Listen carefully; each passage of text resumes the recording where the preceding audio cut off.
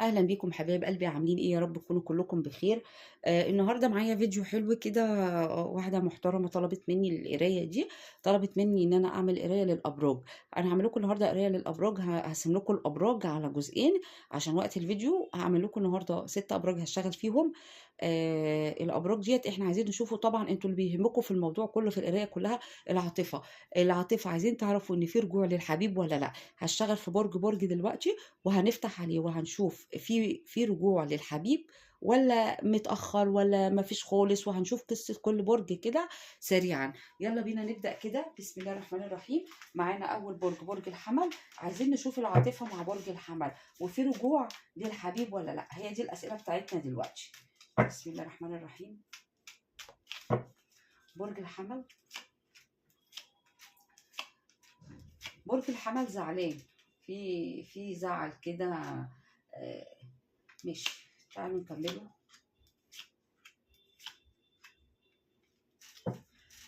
بسم الله الرحمن الرحيم. برج الحمل، انت زعلان من الحبيب قوي. تعبان نفسيا منه. في برج مراقبه على فكره، هو بيراقب فيك كتير وانت كمان بتراقب كتير، يعني انتوا الاثنين الطاقه مشتركه بينكم.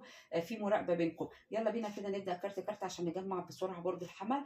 انت ما بتنامش ليه يا برج الحمل؟ تعبان نفسيا، منهار، حاسس ان الموضوع اللي انت مشكلتك معاه قرايه منفصلين على فكره. حاسس الموضوع والمشكله اللي انتوا فيها ملهاش حل. تعبان نفسيا منه. في رجوع بينكم وسريعا على فكرة إن شاء الله. هيجي يقدم لك هدية، وهيقدم لك حاجة تفرح قلبك، وكمان هيتواصل معاك تليفونيا قريب بإذن الله. كارت الرجوع وكارت التواصل، يعني الله أكبر على برج الحمل. أنت تعبان نفسيا، بس إن شاء الله هو هيجي يفرح قلبك. بصي جاي بيجري. بصي جاي راكب الحصان وجاي بيجري، رفع برضو سيف الحب، يعني جاي بيجري، فإن شاء الله في بينكم رجوع قريب. انت قاعد وعارف، هو عارف ان انت معاك صولجان الحب، ومعاك النقود، يعني انت شخصية غنية. عارف انه ما ينفعش يستغنى عنك، فعشان كده هو عارف قيمتك. ده كارت برضو شخصية عارف قيمتك بمعنى الكلمة. بيراقبك كتير وانت كمان بتراقبه كتير، انتوا الاتنين بتبصوا على بعض كتير قوي. مش عارفين تنسوا بعض، مش عارفين تتخطوا بعض. بتحبوا بعض قوي على فكرة. هو نوعا ما جرحك، جرح يعني مخليك متدمر. القلب مطعون، القلب مغدور بيه، القلب ممكن يكون كان في نزوة معينة، يعني عشان كده انت صعبان عليك نفسك وتعبان. ما بتعرفش تنام. انت كمان بتنام بتدعي ربنا، انت بتصلي كتير وبتدعي ربنا كتير. انت يعني بتلجأ لله من كتر ما انت تعبان نفسيا، ومن كتر ما انت مغدور بيك، ومن كتر ما انت تعبان. هو كمان كارت الرجوع لان هو راجع يديك حقك، يعني كارت الميزان رجع يديك حقك، فابشر يعني ان شاء الله هيفرح قلبك.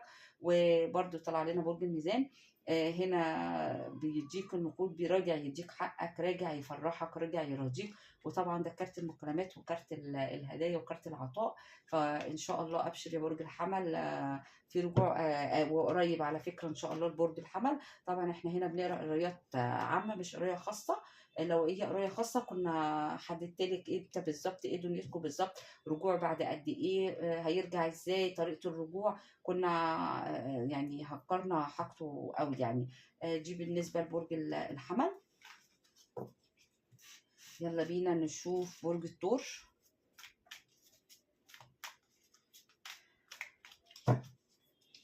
بسم الله الرحمن الرحيم.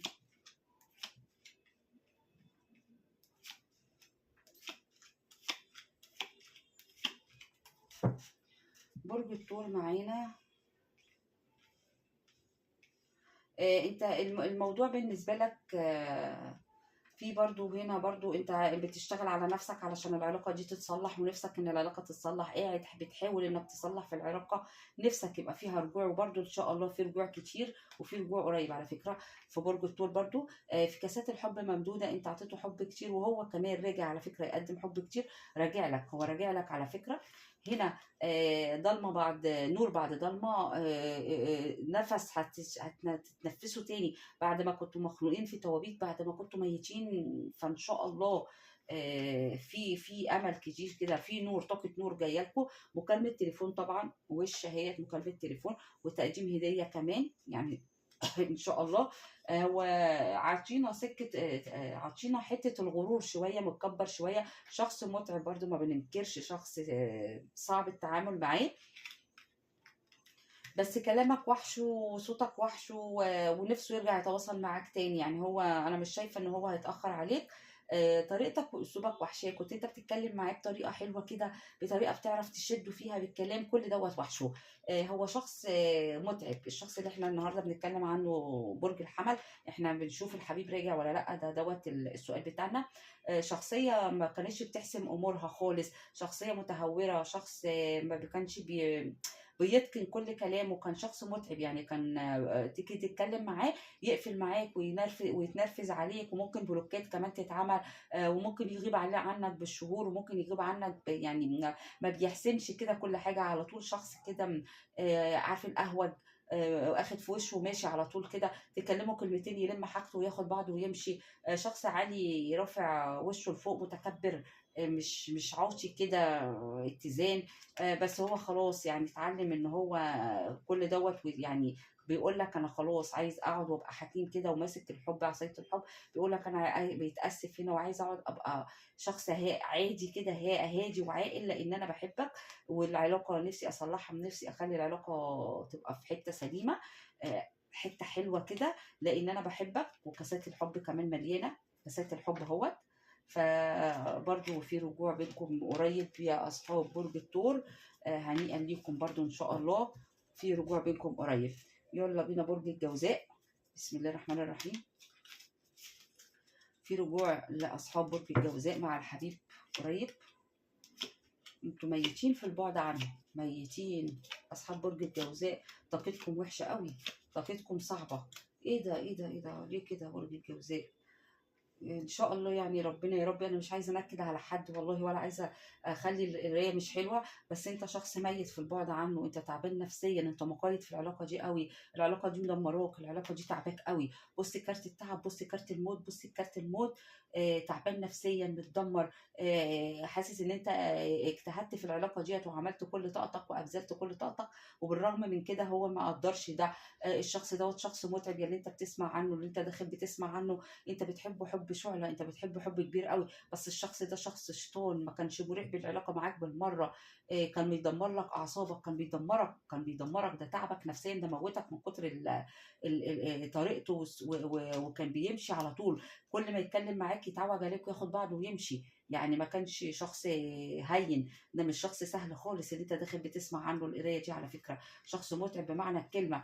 يعني نصيحة بلاش الشخص ده، مع ان في رجوع ليكم. برضو برج الجوزاء انا وصلت له في رجوع ليكم. انت لسه متأيد في العلاقه، بس ما بتحبش تشوف اخطائه. يعني انت اخطائه انت بتعرفها بس مش عايز تشوفها. بص مغمي عينك ومتكتف في العلاقه، واقف في العلاقه ازاي، بالرغم ان هو شخص متعب وشخص شيطان وشخص مش سهل خالص، بس انت رجلك مش عايزه تتحرك وتمشي وتفكك من العلاقه دي. لا هو برضو واقف ومتأيد، واقف محلك سر، واقف محلك سر، مش عايز تمشي من العلاقه. بصي الطاقه والحاله النفسيه اللي انت فيها زفت ازاي، بصي النفسيه وحشه ازاي. بص حاسس بالوحده وحاسس بالعزله، وعلى طول عازل نفسك من جواك، جواك ضلمه، جواك نور، جواك مش مبسوط. انت مش مبسوط، انت بتطلب الحق منه، انت بتقول له انا عايز الحق. برج الميزان طلع، بتقول له انا عايز الحق، انا عايز اديني حقي، تعالى راضيني واديني حقي. انا حد طيب قوي، وحد ما كنتش استاهل ان انت تبقى شطان كده، ما كنتش استاهل ان انت تموتني الموت ده كله، ما كنتش استاهل ان انت تسيب العلاقه وتمشي، ما كنتش استاهل منك ان انت تتعبني التعب ده كله بعد الاجتهاد اللي انا اجتهدته في العلاقه. فانت بتطلب حقك منه. فنصيحه، لو حتى هو رجع بلاش منه، لانه هو شخص صعب صعب صعب صعب، شخص مدمر، ده موتك، ده موتك، ده مخليك في طاقه سلبيه صعبه. يعني عايز ايه تاني؟ فهو هيجي وهيبقى عايز يديك حقك ويرضيك، هيمسك الميزان وعايز يرضيك. بس نصيحة تجنبوه، نصيحة مني بلاش الشخص ده، لانه مش مريح بالمرة. تمام. ادي برج الجوزاء راجع لمصلحته والاغراض الشخصية، وانتوا اظن فاهمين الشخصية اكتر مني. برج السرطان، يلا بينا. في رجوع ليك مع برج السرطان، يلي بتسمعني دلوقتي. برضو برج السرطان في حبة تعب برضو. انت بالرغم ان انت بتحبه قوي وبتفكر فيه كتير، انت اللي بتسمعني، بتفكر في الشريك كتير قوي ونفسك يبقى العلاقة حلوة، بس للأسف العلاقة كان أغلبيتها مشاكل كتير، العلاقة كان فيها وجع دماغ كتير، العلاقة كان فيها توتر ولك كتير وكلام كل يوم والتاني. نفسك يبقى فيه اتزان وتوازن في العلاقة، نفسك ان العلاقة تبقى واقفة على أرض، تبقوا واقفين على أرض وفي استقرار في العلاقة بتاعتكم. انت بتفكر فيه كتير يا صاحب القراءة اللي بتسمعني، بتفكر فيه قوي. دماغك بتصدع من كتر ما انت بتفكر فيه. طريقته الشخص اللي انت بتحبه وبتفكر فيه شخص بيحب المدح قوي، بيحب الكلام قوي، يعني بيحب ان انت تمدحه ليل ونهار كده. انت شخصية طيبة وجميلة، يعني انت قاعدة مستنياه بكل حب، انت لسه مستنياه، نفسك معاه في استقرار وبيت ولم شمل تاني، وفعلا هيحصل على فكرة. في رجوع ليكوا قريب، ادي لم شمل تاني وادي لم شمل تاني الأسرة. كان في مشاكل ما بننكرش، بس بصي جاي بيجري، يعني هيجي لك بيجري بحب كمان.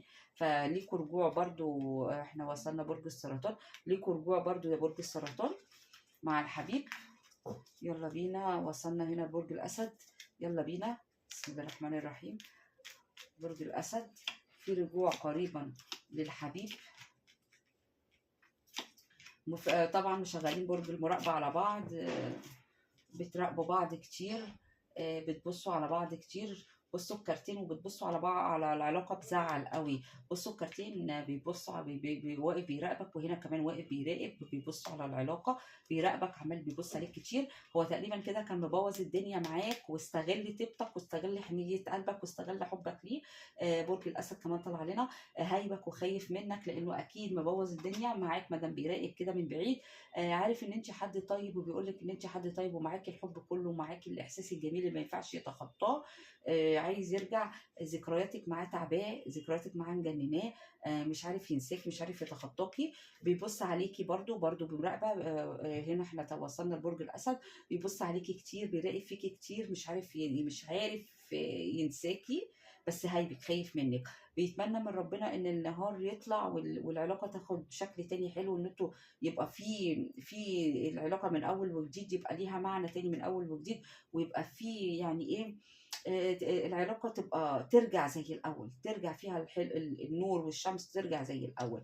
بيقول لك برضو هنا هو عايز يجي لك، لان انت النص الحلو بتاعه، برج الاسد طلع لنا، انت النص الحلو بتاعه، كاسات الحب المتبادله، كاسات الميه الجميله المتبادله، كاسات كلها حب. فهو بيقول لك هو مش قادر يستغنى عنك، لان انت حبه الابدي، عشان انت ست طيبه. هو هنا بيشكرك وبيمدحك وبيوصفك بان انت ما ينفع، مش عارف ينساكي ومش عارف يتخطاكي. في رجوع برضو ليكوا يا برج الاسد، ان شاء الله في رجوع ليكوا. يلا بينا برج العذراء، اخر برج معانا في النهارده، وبكره هنزل لكم الفيديو بقيه الابراج.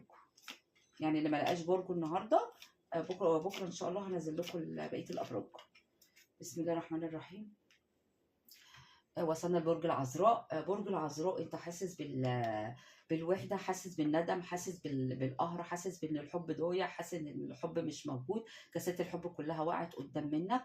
انت قاعد في انتظاره ومعاك الحب كله، انت لسه مستنيه ومتعلق فيه. يعني بالرغم ان انت في حسره وفي زعل على الحب اللي كان بيضيع، بس قاعد برضو مستنيه، وهو جاي لك، هو جاي لك بس طاقته بطيئه. يعني الخطوه بتاعت رجليه بطيئه، جاي بالحب وكاسات الحب معاه، بس الخطوه بطيئه، يعني مش لسه. هنا برضو في رجوع ليكوا، وفي رجوع ان شاء الله. هو هنا دي برضو يعني هنا رجوع وكلام وهيتكلم. دي برضو كروت كلام، هيكلمك في التليفون وراجع. هنا يومك مش بيكمل غير بيه، حياتك مش بتكمل بيه. انت حاسس ان هو طول ما هو مش موجود معاك، دنيتك مش كامله. لا نهارك بيكمل ولا ليلك بيكمل، مفيش حاجه بتكمل معاك خالص.